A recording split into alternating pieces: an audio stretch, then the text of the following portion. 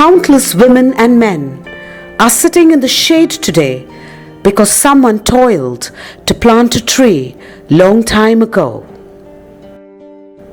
Nothing is holier, nothing more exemplary than a beautiful, strong tree. In its highest boughs, the world rustles. The roots rest in infinity.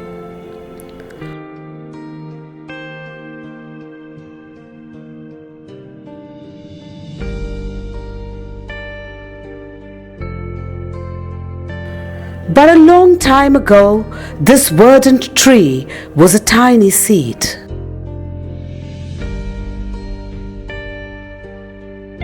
A band of brothers came together, driven by the mission of sharing that unique experience that our rishis and saints sought for ages untold, that God loves man.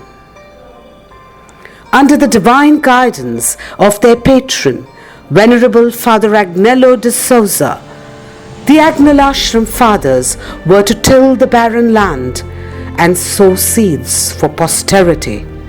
The difficult, back-breaking labor required uncanny wisdom, dogged tenacity, and endless waiting.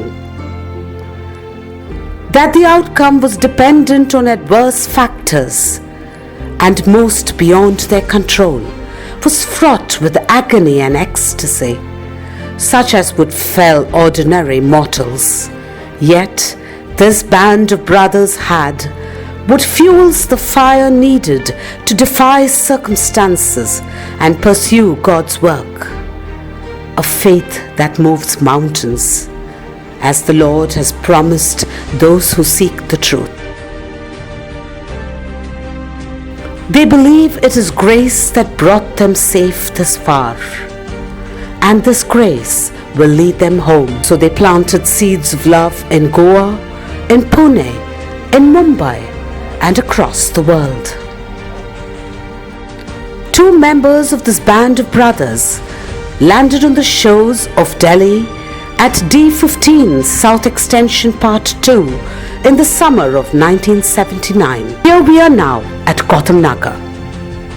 The rest is history. From then on, Father Agnell's schools at Noida, Greater Noida, Vaishali, Koda Colony, etc. blossomed and flourished. The Agnello Ashram Fathers tended this seed with loving tenderness.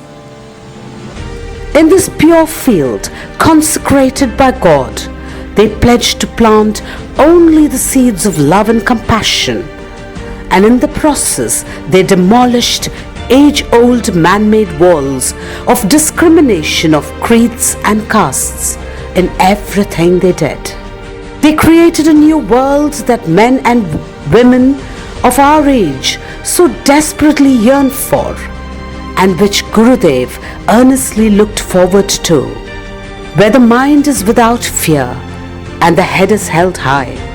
Into that heaven of freedom, my Father, let my country awake, as an abode where living only as women and men, a child of God, regardless of the faith you profess, or the ethnicity you are part of, or the economic group you belong to, is for many of us a distant dream.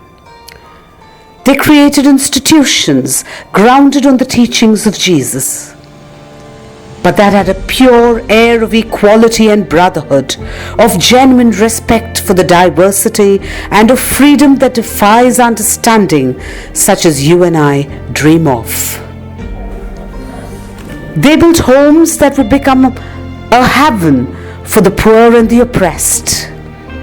The logo that adorns their institutions, love your neighbor as yourself, and the school crest that beckons to something that looks alien to our common understanding, big hearts and brave minds, propelled them to go where only the brave dare to. By investing in the education of the poor and oppressed, where every beneficiary relishes the dignity of being human, just anyone else, such as God, by whichever name we may know him as, would have made us to be. They heard the cries of the needy and the afflicted. They opened their arms and their hearts to receive the distressed. In a land ravaged by the darkness of poverty, these band of brothers and hundreds like them became beacons of light and hope to the impoverished. Our school crest, depicting our mascot, a lesser crested tern, Sterina bengalensis in flight, rightly portrays what has always been a passion with us, to fly our own way, even if it be alone in the pursuit of human as well as academic excellence.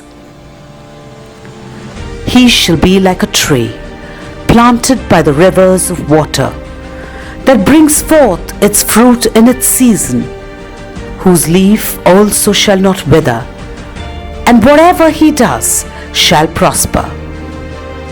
Psalms chapter 1 verse 3.